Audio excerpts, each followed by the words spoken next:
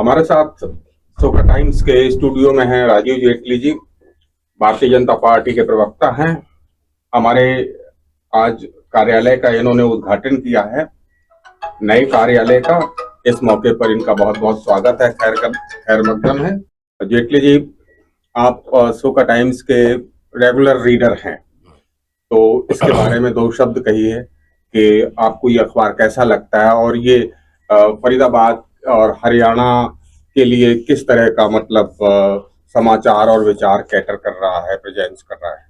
देखिए चौरसिया जी, मैं सोका टाइम्स को रेगुलर पढ़ता हूँ जी, लेकिन आज मेरे को पहली बार पता चला कि सोका टाइम्स का मतलब क्या होता है। वो भी मेरे को आपने अभी थोड़ी देर पहले बताया कि जापानीज में वेलकम को सोका कहते हैं।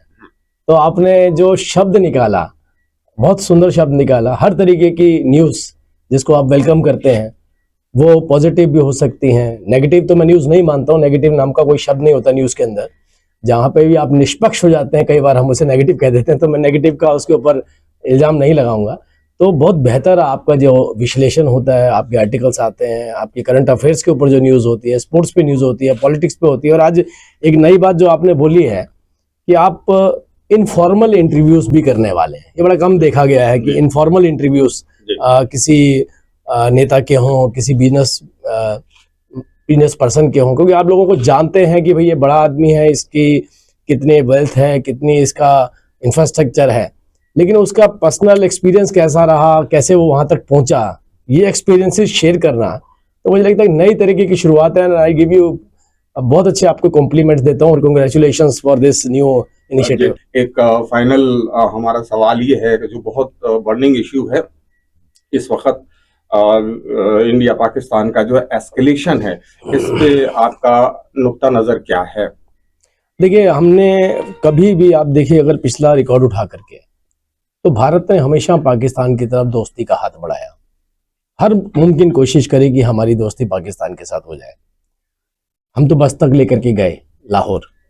उसके अलावा भी हमने बहुत सारे ऐसे कदम उठाए जिससे हम चाहते थे कि हमारे संबंध बेहतर हो। लेकिन जो पाकिस्तान की पॉलिसी है, मैं पाकिस्तान की जब पॉलिसी की बात कर रहा हूं तो मैं वहां की आम जनता की बात नहीं कर रहा हूं। आम जनता उनकी भी हमारी जैसी ही है। आम जनता शायद इतनी प्रभावित है भारत से, भारत को ज्यादा पसंद करती है।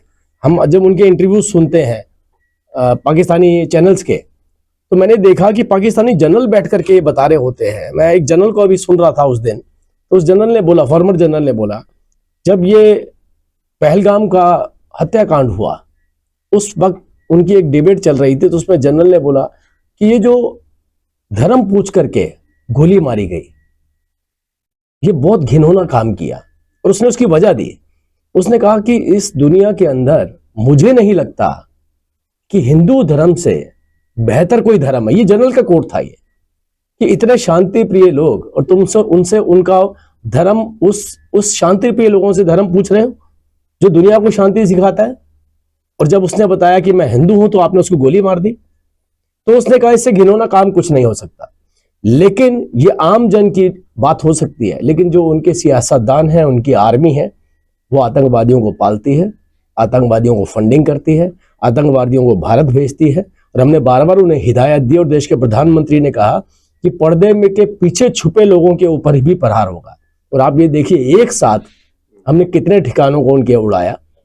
और जहां जहां पर भी अब आतंकवाद पाकिस्तान के अंदर पलेगा, भारत इसका जवाब इसी तरीके से देता रहेगा। जेटली साहब ने बहुत अच्छी बात कही है।